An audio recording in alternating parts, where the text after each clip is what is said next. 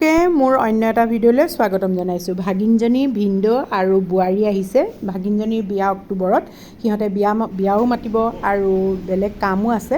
গতিকে সিহঁত অহাৰ আগে আগে মই সিহঁতৰ কাৰণে আজি কি কি ৰান্ধিলোঁ সেইখিনি আপোনালোকক দেখুৱাওঁ। আৰু সিহঁত অহাৰ আগে আগে মই গোটেইবোৰ ৰান্ধি বাঢ়ি শেষ কৰিছিলোঁ। চিলি চিকেন ৰান্ধিম, মাংসখিনি মেৰিনেট কৰি ৰখা হৈছিলে। আৰু এইফালে কেপচিকাম, বিলাহী, পিঁয়াজ এইখিনিও কাটি ল'লোঁ। কেৰাহীখন তেল জোখমতে দি তাতে মাংসখিনি প্ৰথমতে ভাজি ল'লোঁ। মাংসখিনি মই চিলি চিকেন ৰান্ধোতে প্ৰায় 80% মান সিজিবলৈ দিওঁ। এয়া মাংসখিনি সিজা হৈ গৈছে। এইখিনি এতিয়া কাঢ়ি ৰাখিম। আৰু যিখিনি তেল ৰৈ গৈছে তাতে মই কাটি লোৱা পিঁয়াজখিনি অকণমান ভাজি ল'লোঁ। ভাজি লোৱাৰ পাছতে কেপচিকাম আৰু বিলাহী এইখিনিও দিলোঁ।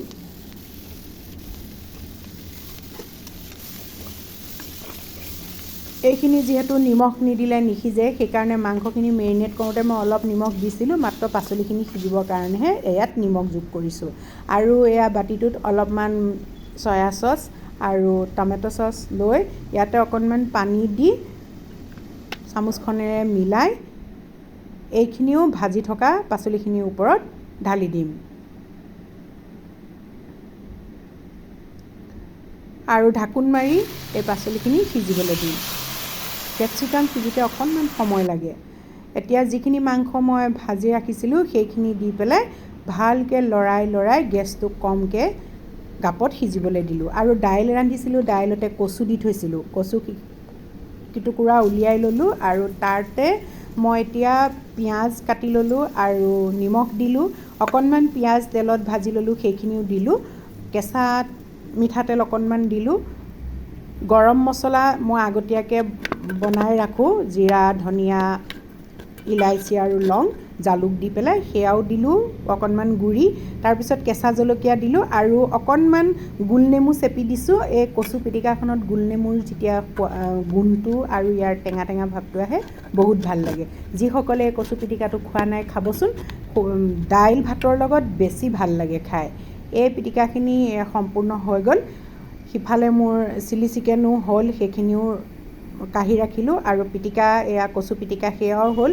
এইফালে ৰান্ধি আছোঁ টেঙা আঞ্জা, টেঙামৰা বিলাহী আৰু মাছ দি। হ'বই আৰু এতিয়া এইখিনি নমাব লাগিব। নাৰিকল, নৰসিংহ, আদা নহৰু জলকীয়াৰে এইটো কেঁচা চাটনি প্ৰস্তুত কৰিলোঁ। তাৰপাছত সেই বাতিটোতে আকৌ বিলাহী, পিঁয়াজ এটাও পিচি লৈছোঁ।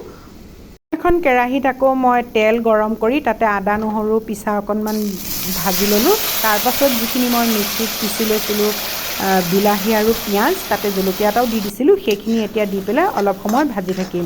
ইয়াৰ পৰা কেঁচা গোন্ধটো যাবলৈ দিম। ইয়াতে এতিয়া মই যোগ কৰিম জোখমতে নিমখ আৰু হালধি। এইখিনি একদম কম পৰিমাণে মাছৰ অকণমান গ্ৰেভি বনাম, সেইকাৰণে ইয়াত বেছি পানী নিদিওঁ। এইখিনি ভজা হৈ গৈছে আৰু যিটো মিক্সিৰ বাতিত মই লৈছিলোঁ সেই তাতে অকণমান পানী দি এতিয়া এইখিনি অকণমান উতলিবলৈ দিম। এয়া ধুনীয়াকৈ উতল আহিছে। এতিয়া মই মাছখিনি প্ৰায় সম্পূৰ্ণকৈ ভাজি থোৱা মাছ এইখিনি এতিয়া এটা এটাকৈ দি দিলোঁ আৰু একদম জুইকুৰা কমকৈ দি এইখিনি অকণমান গাপতে সিজিবলৈ দিম। মই আগতে এই ৰেচিপিটো দিছোঁ। ভাঙন মাছটো এনেকৈ বিলাহী আৰু পিঁয়াজ দি খাই খুব ভাল লাগে। এইখিনি হৈ গ'ল। ইয়াৰ ওপৰত এতিয়া মই কেঁচা ধনিয়া পাত ছটিয়াই দিলোঁ। আৰু মোৰ সেইয়া আলহী আহিও পালেহি। মোৰ গোটেইখিনি ৰন্ধা হৈ গ'ল। সকলোৱে চাহ তাহ খাই তাৰপিছত কথা বতৰা পাতি এয়া খাবলৈ বহিছোঁ।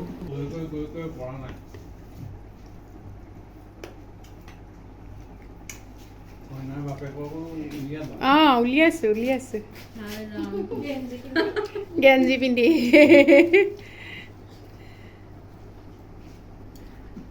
খা, তাৰপিছত একেবাৰে বোৱাৰী হৈ খাবিহি আৰু ভাত।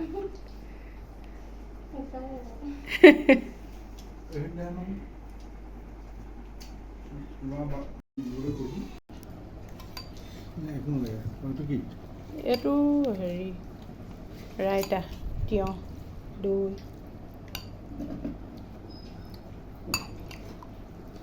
তুলক দিলে নাই, আৰু অকণ দি দিওঁ ৰাইতা অকণ। সকলোৱে শুই মেলি তাৰপাছত এইবোৰ কিছুমান কাপোৰ কানি বজাৰ আছিলে সেইবোৰ সিহঁতক দেখুৱালোঁ। সিহঁতে ধুনীয়াকৈ পেক কৰি পেলাই এতিয়া বেগত ভৰাই লৈছে। এখন বেড কভাৰ, এই বেড কভাৰখনৰ লগতে আকৌ সৰু সৰু 3টা পিলো দিছে।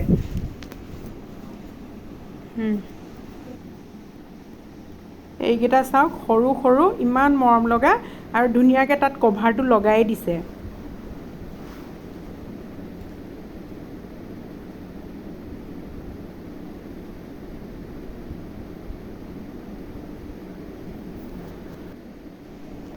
এইবোৰ বস্তু ধুনীয়াকৈ সামৰি সুতৰি আকৌ অন্য এটা বেগত ভৰাই ল'লে।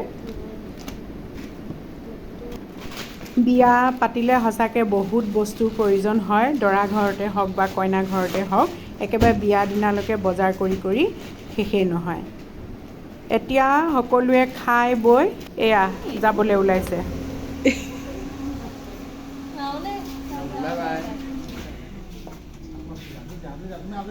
ইয়ালৈ মাতিলে আৰু দেই, 1 তাৰিখে বাই।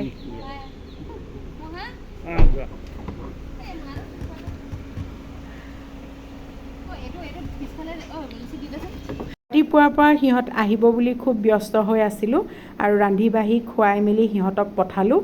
যোৱাৰ পাছত ভিতৰলৈ সোমাই আহোঁতে মনটো খুব বেয়া লাগিছিলে।